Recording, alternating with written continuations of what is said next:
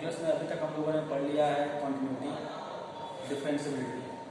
अब हम लोग को आगे डिस्कस करना है डिफरेंशिएशन, जो हमारा मेन टॉपिक है। और यहाँ से आपका जब पहले 100 नंबर का पेपर हुआ करता था तो 3 क्वेश्चन हुआ करता था, 4 × 4 + 4 + 4 12 नंबर का। अभी पता नहीं, कर नहीं सकते कि कितने नंबर का आएगा, क्योंकि ऐसा सुनने में आ रहा है कि सिलेबस आपका कम भी होने वाला है। तो अगर सिलेबस कम होगा तो हम नहीं कर सकते कि भाई कितने नंबर में आएगा। हो सकता है इसको बढ़ा दिया जाए, आपका सिलेबस कम होगा तो जैसे कुछ पढ़ेगा, ठीक है, जो भी हो। तो इसमें हम लोग को देखना क्या है, डिफरेंशिएशन हम लोगों ने क्लास 11 में भी पढ़ा हुआ है। वहां पर हम लोगों ने कुछ स्टैंडर्ड फंक्शंस के डिफरेंशिएशन किया था और उनको एज ए रिजल्ट मान लिया था, और उसको एज ए रिजल्ट हम यहाँ पर यूज करेंगे। अब उसको प्रूव करने की कोई आवश्यकता नहीं है। क्लास 11 में इसको आपने प्रूव किया था using first principle of differentiation, sine x का डिफरेंशिएशन कॉस, ऐसा पढ़ा था। एक बार जरा देख लिया जाए, x⁴n का डिफरेंशिएशन करेंगे तो आंसर आएगा n⁴n। ये भी हम लोग किए थे, इससे by first principle of differentiation. ये आपका 12th का सिलेबस नहीं है कि आप इसको आप प्रूव करिए using first principle of differentiation, ठीक है। वैसे इस साइन का किया था तो कॉस का माइनस साइन, कॉस का माइनस साइन,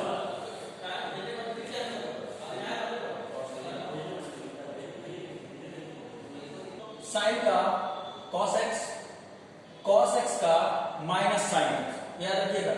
साइन का डिफरेंशिएशन कॉस का माइनस साइन, लेकिन इंटीग्रेशन में बदल जाता है, साइन का माइनस हो जाता है, कॉस का प्लस हो जाता है। खैर वो हम लोग उसमें जब देखेंगे तो देखेंगे, बीच को इतना याद रखिए। tan x का डिफरेंशिएशन sec² x निकाले थे बाय फर्स्ट प्रिंसिपल, cot का निकाले थे माइनस cos² x। इन दोनों को याद रखो, tan का होता है sec², तो tan से थोड़ा सा रिलेटेड होता है cot, तो cot का होता है cos⁡sec² x with minus sine. sec का अब बचा sin का हो गया cos का हो गया माइनस साइन, tan का sec², cot का माइनस cos⁡sec²। sec का क्या हो गया, sec × tan निकाले थे हम लोग। अब cosec बस बचा, तो cosec का क्या होगा, माइनस cos⁡x × cot x, ठीक है। अब उसके बाद आते हैं लॉगरिथमिक फंक्शन पे। तो लॉगरिथमिक फंक्शन में आपका बेस दो तरह का, एक तो आपका ये बेस e रहेगा तो, और बेस आपका a रहेगा तो। a मतलब कुछ और 2e के अलावा कुछ भी, 2 3 4 5 6 कुछ भी। तो उन दोनों के लिए क्या क्या आता है, तो log x बेस e का डिफरेंशिएशन किया गया था तो 1/x आया। log of x base a पर, log of x base a पर करेंगे डिफरेंशिएशन तो आंसर वही आएगा 1/x रख लिया, बस क्या रह जाएगा, क्योंकि बेस a है, बेस e नहीं है, तो इसका आंसर को रूप में याद रखिए नीचे ही रहेगा log of a, obviously base e। हालांकि इसको निकाला कैसे गया था, इसको आप इसी से निकाल सकते हो। क्या कर सकते हो, यहाँ पर आप चाहो तो log x बेस a को आप फर्स्ट प्रिंसिपल से करने की कोई आवश्यकता नहीं है, आप सीधे इससे कर सकते हो। कैसे, यहाँ पर आप बेस जरूर लगा दीजिए, x का बेस e कर लीजिए और log of x base e upon log of a base e, ऐसे हो जाएगा। फिर आप उसमें log of a base e आपका एज अ कांस्टेंट होगा, उसको आप बाहर निकाल लोगे डिफरेंशिएशन करते समय, और log x बेस e का हो जाएगा 1/x, तो वही आपके बाहर आता है। खैर a⁴x का डिफरेंशिएशन किया था हम लोगों ने, a⁴x × log a, जो भी है यहाँ पर a वही log of a हो जाएगा, और बेस तो आपका जाहिर सी बात है e। हाँ, डिवाइडेड सब e⁴x क्या आएगा, तो e⁴x। इसको आप चाहो तो फर्स्ट प्रिंसिपल से भी कर सकते हो, और नहीं तो आप डायरेक्ट इस रिजल्ट को यूज करके भी कर सकते हो। कहोगे कैसे, तो क्या करो, x के स्थान पर e पुट कर दो, यहाँ पर सॉरी a के स्थान पर आप e पुट कर दो, तो you get e⁴x × log of e। दोनों का जब बेस और ये जिसका निकाला है लॉग दोनों सेम हो गया तो इसकी वैल्यू कितनी आएगी, 1। ये हो गया e⁴x × 1 ऐसे भी हो गया, ठीक है। चलिए इतना प्रॉब्लम आपको अभी याद रखना है। आप लोगों ने रिलेशन फंक्शन पढ़ा, उसके बाद आपने पढ़ा होगा इनवर्स ट्रिगोनोमेट्रिक फंक्शन। तो इनवर्स ट्रिगो फंक्शन मतलब वही आप पढ़े होंगे, sine inverse x, cos inverse x, tan inverse, cot inverse, sec inverse, cosec inverse, ठीक है। तो इनका डिफरेंशिएशन क्या होगा भाई? ट्रिगो का तो हो गया, अलजेब्रिक फंक्शंस का हो गया, लॉगरिथम का हो गया, एक्सपोनेंशियल का हो गया, बचा कौन सा फंक्शन? Inverse trigo function. उसका डिफरेंशिएशन कैसे होगा तो वो हम लोग आगे भी पढ़ने वाले हैं, ठीक है। वो भी आपका 6 रिजल्ट और मिलेगा, तो वो 6 रिजल्ट और लोग देखने वाले हैं। बट अभी कुछ और पढ़ लें इसमें, चेंद्र पढ़ना अभी आप लोग यहाँ पर क्लास 12 में, तो वो पढ़ ले तो देखेंगे इनवर्स ट्रिगो का भी, वो रिजल्ट भी देखना है, बट अभी आज नहीं देखना है। आगे अब और चीजों की क्या हमें आवश्यकता पड़ेगी जो कि हम लोग पीछे पढ़ चुके हैं, तो कुछ बातें और छूट रही हैं। क्या है? अगर आपके पास दो फंक्शन है f(x) और g(x), तो अगर दो फंक्शन का अलजेब्रा कर सकते हो, अलजेब्रा में दो फंक्शनों का एडिशन, सब्ट्रैक्शन, मल्टीप्लिकेशन, डिवीजन। तो अगर f(x) प्लस g(x) ये दो फंक्शन लिखे हुए हैं, इनका आपको करना है डिफरेंशिएशन। ये दोनों फंक्शन कैसे जुड़े हुए हैं? बीच में प्लस साइन लगा हुआ है, तो क्या हो जाता है? ये हम लोग प्रूव करे हुए हैं कि ये आता है d/dx of f(x) plus d/dx of g(x)। वही अगर मान लो यहाँ पर माइनस रहेगा तो d/dx of f(x) minus d/dx of g(x)। तो प्लस माइनस में कोई दिक्कत नहीं है। एक तरह से ऐसे समझ सकते हो कि जो ये ऑपरेटर है आपका, ये डिफरेंशियल ऑपरेटर है, ये डिस्ट्रीब्यूट हो जा रहा है, एक तरह से देखा जाए तो f(x) और g(x) दोनों पर, मतलब d/dx of f(x) plus d/dx of g(x) ऐसे हो जा रहा है।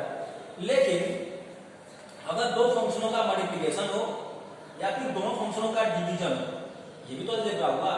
तो इस केस में आपका जो ये डिफरेंशियल ऑपरेटर है ये डिस्ट्रीब्यूट नहीं होता है। जैसे कि यहां पर हो गया d/dx of f(x) plus d/dx of g(x), तो यहां पर ऐसा नहीं होगा। मान लो d/dx of f(x) into g(x) लिखा हुआ है ना, तो इसका आप ऐसे नहीं बोलोगे d/dx of f(x) into d/dx of g(x), ऐसा नहीं आता है, ये कुछ और आता है।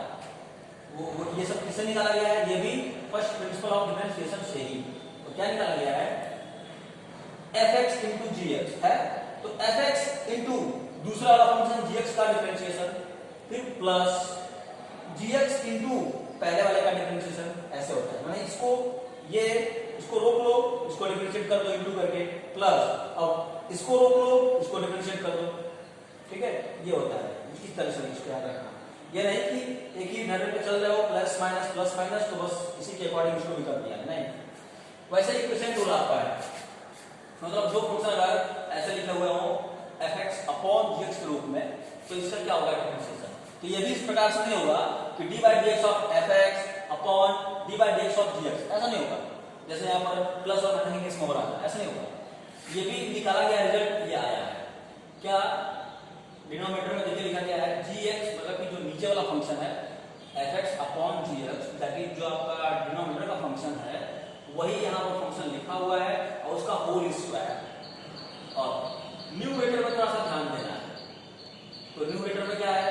g(x), मतलब कि ये नीचे वाला फंक्शन इंटू d/dx ऑफ ऊपर वाला, फिर माइनस करना है, प्लस नहीं, माइनस अब ऊपर वाला इंटू नीचे वाले का डिफरेंशिएशन। इसको ऐसे याद रखिएगा।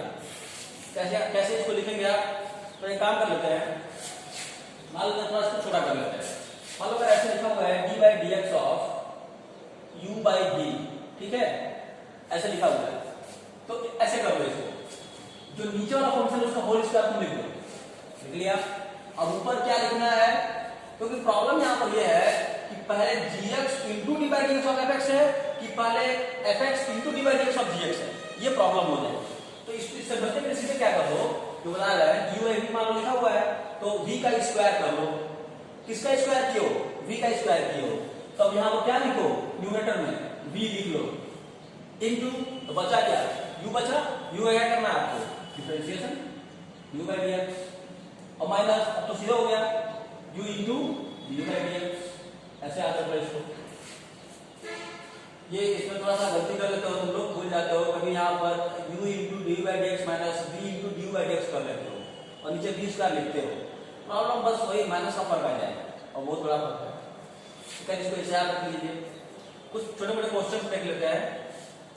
f(x) is equal to f की पावर 3/2, तो इसका क्या करना है? डिफरेंशिएशन करना है। यूज करो फॉर्मूला ये x की पावर n इंटू x की पावर n-1, ये आपका हो गया 3/2 आई इंटू एक्स का पावर 3/2 माइनस 1, हमने क्या पाया 3/2 रूट एक्स। दूसरा क्वेश्चन मान लो fx बराबर log of x square base 2 दिया हुआ है, ठीक है। तो एक काम करते हैं, इस फंक्शन को थोड़ा सा और छोटा कर लेते हैं। ओके, कैसे? log of m to the power n क्या होता है? n log m होता है। ये जो n है आपका 2 वो आगे आ गया, तो 2 log x बेस 2 हो गया। ओके, और अभी आपने सीखा है log x बेस a का डिफरेंशिएशन क्या होता है? 1/x log ऑफ a, क्योंकि यहाँ e नहीं लिखा हुआ है, e के अलावा कुछ और लिखा हुआ है, इस वजह से तो सीधा आंसर क्या हो गया आपका 2/x log आंसर। वैसे 3 टू पावर करना हो तो 3 to power x into log इस रूप में है, a to power x type में है, a to power x into log a, तो यहाँ हो गया 3 to power x into log a मतलब 3 हो गया। बाकी क्वेश्चन सब हम लोग अब हम लोग देखना है। अब आप इस पे क्वेश्चन करिए, कुछ आपके क्वेश्चन दिए हुए हैं, आगे समय में थोड़ा सा प्रैक्टिस कर लीजिएगा। और इसके बाद हम लोग थोड़ा चालू करेंगे चेन रूल। हालांकि चेन रूल हम क्लास 11 में बोल चुके हैं, लेकिन फिर से बोलना है क्योंकि कंपोजिशन आपने 2 फंक्शन का पढ़ा हुआ है, उसी से कुछ रिलेटेड है चेन रूल। तो बाद में बात करेंगे अगले क्लास में। Okay, thank you.